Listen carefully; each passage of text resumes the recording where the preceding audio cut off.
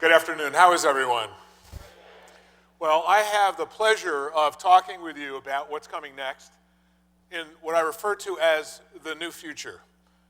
Is there a new future emerging, which is kind of a mashup of economics, business strategy, certainly technology and innovation, exploding demographics, economies on fire, sunrise, sunset, organizations, industries? Let's take a look. I run a think tank that advises the global Fortune 1000. What we do is one thing and one thing only. We think about what's next. This what next, quite frankly, is what we've been obsessed with for the past 20 years. Well, let me frame it out for you like this. The world of the future is going to require, and by the way, the world of the future is 10 minutes from right now. It's not a far future. It's a future that's emerging that I have one central question to ask you. Are you future ready?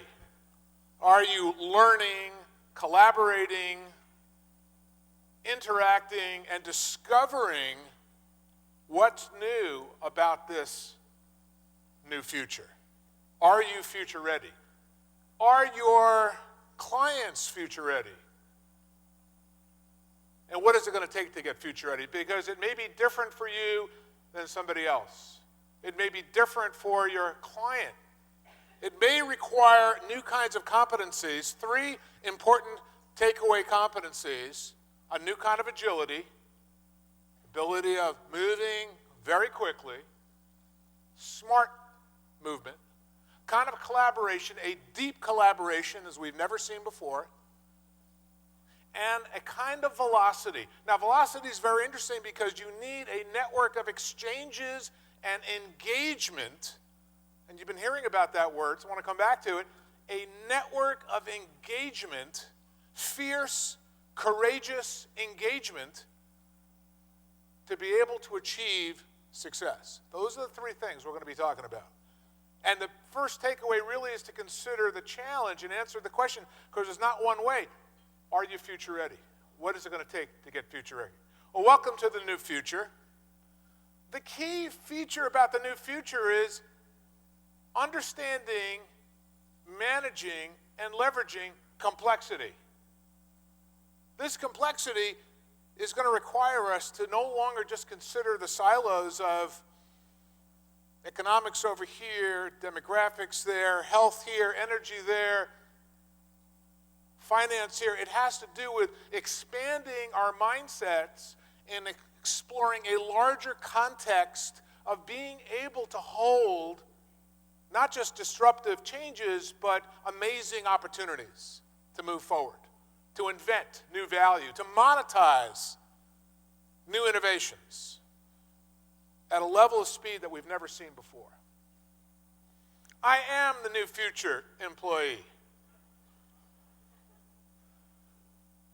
Very different kind of look. Look around the room. Is there anybody that looks like that yet? And by the way, it is not just the employee in this new future that's going to be interacting with massive new innovations that we'll take a look at, but also there may be disruptions and risks. I am the new future disruption. Disruptions from yesterday may be about business models, new systems, partners that now have become competitors. There's new disruptions emerging, new changes emerging. Just in the area of looking at global risk management, certainly an area that you all are very interested in, all of a sudden we started to look at climate change for the first time, very recently, factoring that into analysis, looking at patents and intellectual properties as disruptive innovators, accelerators of opportunity. But how are we going to resolve, how are we going to feed 9 billion people in 2050? Is that an impact on supply chains? And who owns that ecosystem of supply chains? Just about 80% of your clients and mine. New asymmetric risks are facing us, and we need new strategies to deal with these disruptive changes. I am the new future. radical new innovations. I refer to as knowledge engineering. Being able to find, create. Today it's apps. Tomorrow it may be knowledge kernels that are developed and designed by customers for you to help integrate into their universe. I am the new future. The organization. Will the organization of this near future, which is 2 minutes, 3 months, 10 months, 2 years from today, look the way it looks today? No. It is evolving and changing, and we've got to change with it. We've got to understand it, because if you are going to be the leaders of the future, you are the architects of change. And that means experimentation. That means the courage to explore and define future readiness. It means the ability to be able to define even what this new future is. I can tell you it will require new rules, new players, a new conversation about what's coming next. Perhaps the one that's maybe the most important is, I am the new future, I am the new customer. Customers are changing, their world is changing. Who is driving change? Who got the internet first? Was it the Microsofts, the Apples, the IBMs, the GEs? No. Certainly wasn't the big technology companies per se. It was consumers, even before the enterprise. Consumers embraced the internet and forced most companies to be able to change their strategies to pay attention to this massive emergence of an entirely new platform. Who is driving the future today when it comes to mobile? The consumer. Who is driving business today? Consumer innovations. Do you have as much agility with consumer technology as we do with enterprise technology? No, we don't. No, we don't. Do we have the kind of interoperability and innovations that are quickly being embraced by the consumer worldwide that are driving lifestyles, transforming lifestyles? Do we have them baked into, integrated into business? No. That may be one of the most interesting, disruptive factors that's driving the new customer. And the new customer is every place. No longer down the block, but it's Mumbai, Santiago, Leningrad, around the world. I am the new future, globalization. The ability to be able to bring on board the next 200 countries, the next 2 billion people, the next marketplace. And a new way to look at this globalization is cities, the future of cities.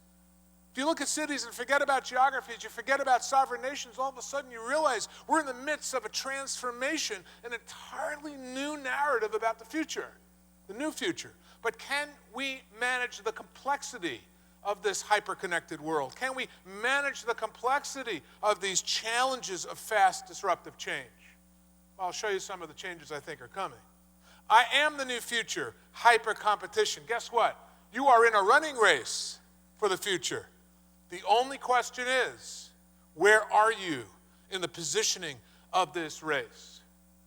Are you playing catch-up with other competitors in terms of innovation? Are you where the customers are today? Or are you in the lead, driving customers into the future, helping navigate them into the future? Are you future ready? Are you embracing the complexity? Are you managing well agility, velocity, and competition and collaboration? Are you? Well, let's find out. This is the early stage of the innovation economy. The early stages. We just, in terms of a timeline here, we just invented the computer, if you will, moments ago. The internet, seconds ago. Nanotechnology and mapping the human genome, moments ago. In the past, not even 35 years. I got my first taste of technology really at Apple Computer, bringing out Macintosh in 1983. In 1984, the world was more computing, quite frankly, in a card, Hallmark card today, versus all the world prior to 1960. This is the early stage of the innovation economy. It hasn't happened yet. But there is a business and economic principle around innovation Darwinism. Innovator dies. So we're going to focus on innovation, where that's going, how there's a key driver of competitive advantage. And my point is to say that accelerated innovation is the new norm. How you invent that and push that out in terms of radical innovation that supports, empowers those three things, really: agility, collaboration, and velocity. How well you translate that is going to make a major impact on the planet. So let's take a look at a couple of the key forces in terms of technology and innovation that are going to shape that. First is the hacking of life systems, digital biology.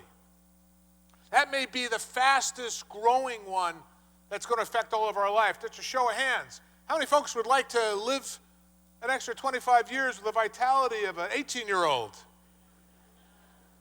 I didn't say the brains of an 18-year-old. Yeah, we want to bring our wisdom along. Like in our organizations, we want to bring our wisdom along, right? You're going to be living longer than any civilization on the planet in the history of the world. Your children and grandchildren will live to see the 22nd century plus. Is that part of the new future? Absolutely. It is likely we're headed towards an entirely new future also of hacking matter. Hacking life systems and biology is one thing. That's us, life forms. The next certainly is hacking matter. Nanotechnology, the manipulation of matter at the atomic level. We could create things that, quite frankly, don't exist in nature. And if you're concerned about, therefore, taking care of pollution, dealing with climate change, offsetting environmental challenges, hacking the planet's going to be for you. You're going to hear a lot more about geoengineering. How are we going to meet the challenges of the 21st century? And then finally, let me say, perhaps leaving the planet. Extreme innovation is coming. And I'm going to map out for you the top technologies that will shape that. Here they are. Takeaway for you is to recognize, quite frankly, that we're living in a time of not just dynamic innovations, but innovations that have created a series of power tools. And these power tools are giving us the ability to create things on the fly, systems, products, services, inventions that are going to lead to the next global economy. So here they are. Nanotechnology, the manipulation of matter at the atomic level. Biotechnology, life sciences, IT and networks, we'll talk more about that. Neuroscience, what's next for the brain, mapping the brain. And of course, quantum technology. So bits, atoms, neurons, genes, and qubits are the building blocks of an entirely new explosive economy. Hundreds of new companies. Thousands of new kinds of jobs that haven't been invented yet. The ability to be able to walk into a doctor's office online, interact with a genomic avatar that will download for you information about how your personalized medicine should look. But the exponential convergence of all of these key technologies will shape the next 2 minutes or 200 years. And in my book, The Extreme Future, and the earlier one, Techno-Futures, I've mapped this out. They're only good for 100 years, those books. Don't bother to email me after that. See, I have kind of an unfair advantage. Why? Because I get to hang out with a lot of folks that are inventing the future of innovation in their labs, or what I refer to as edge cultures, folks that are inventing. They may be years away, well, they used to be years away, but most of the times now they're weeks away or months away from having a breakthrough.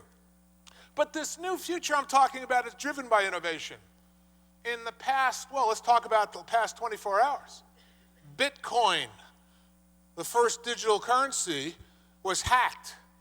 About not even 7 hours ago, a couple of $1 million, close to $5 million, disappeared. It was hacked. You might ask the question, well, who hacked them?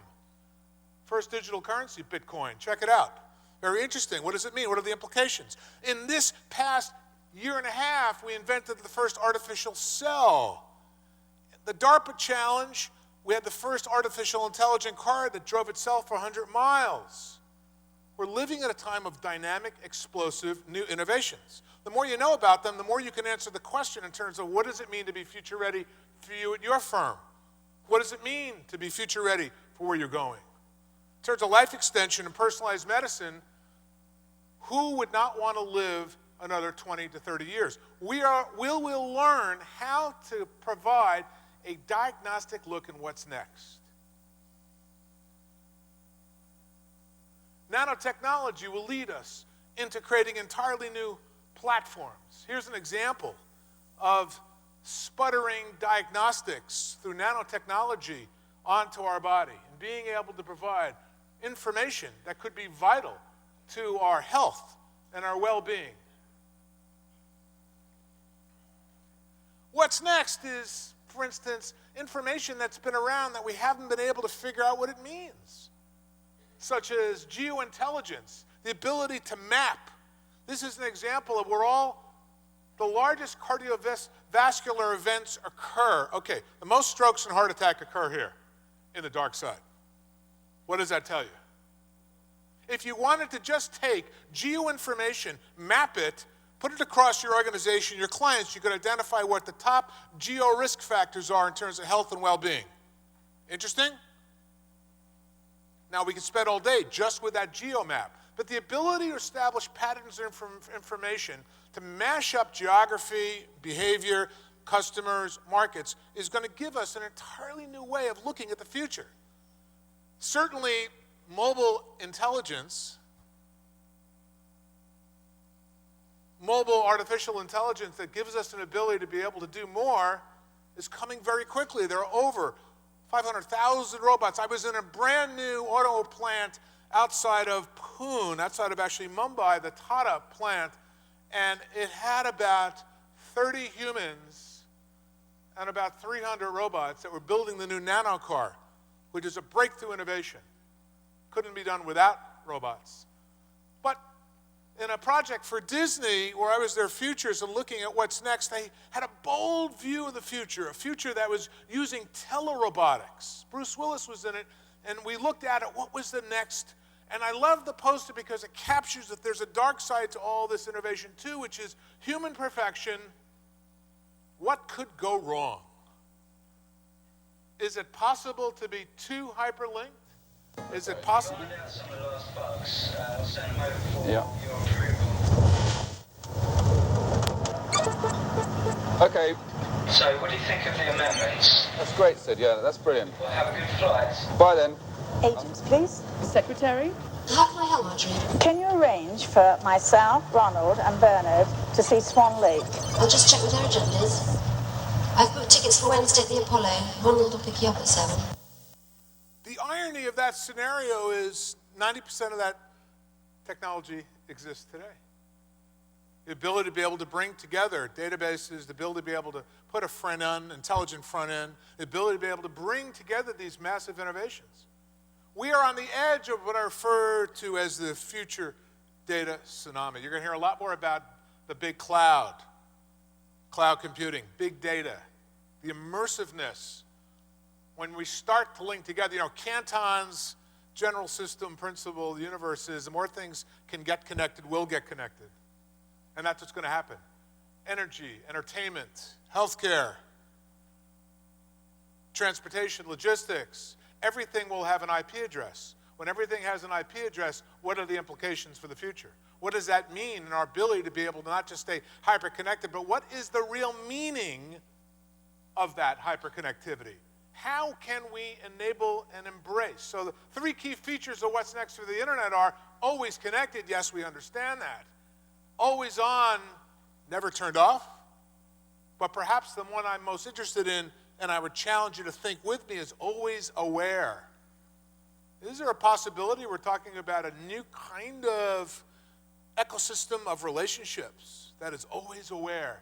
And that always awareness is going to be permeating our ability to collaborate and provide information, but I refer to it as the blended reality.